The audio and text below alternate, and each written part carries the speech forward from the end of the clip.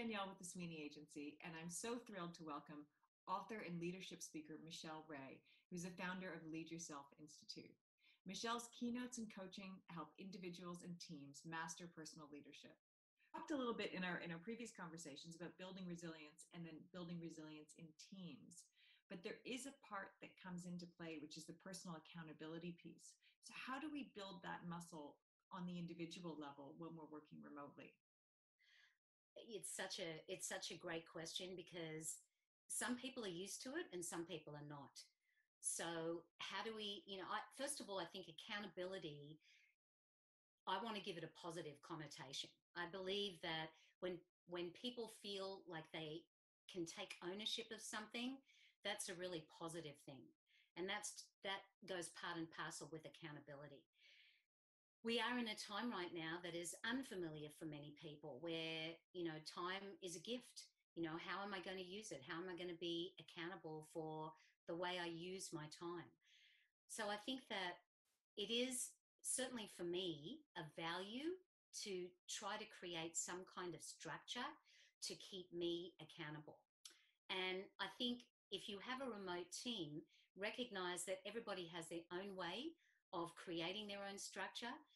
Some people may, in fact, at this very time, be at home with their families, so it's not as easy for them. They may not necessarily be home alone right now, so they've got to take care of other priorities as well as their work.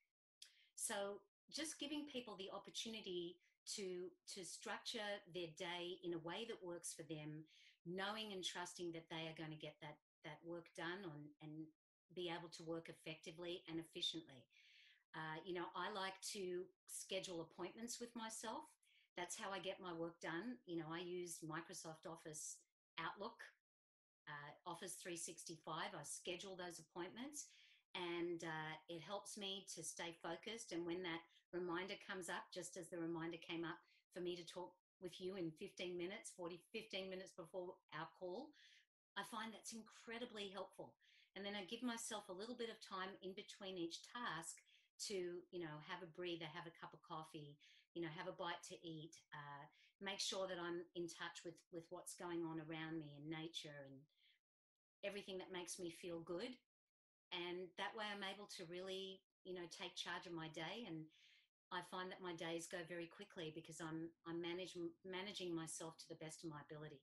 I think it's also really important to realize that you can't necessarily manage every second of every day. But if you can try your best to work on, focusing on perhaps 60% of your day or 70% of your day and scheduling things to do within that 60 to 70%. Right now, for some people, it might be 30 to 40%. It might be 10 to 20% if that's what they can do. But the antidote to anxiety is taking action. And sometimes those actions might be very small.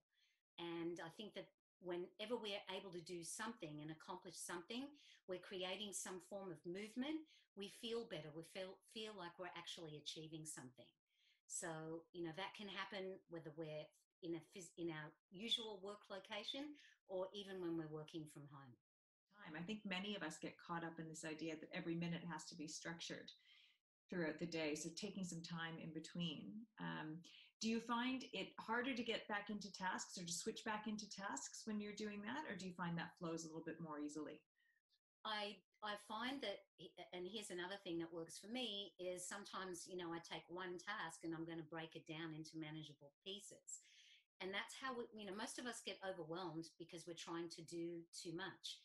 And, time can actually expand and time can actually contract, even though it's finite. It sounds like a funny thing to say, but it's true.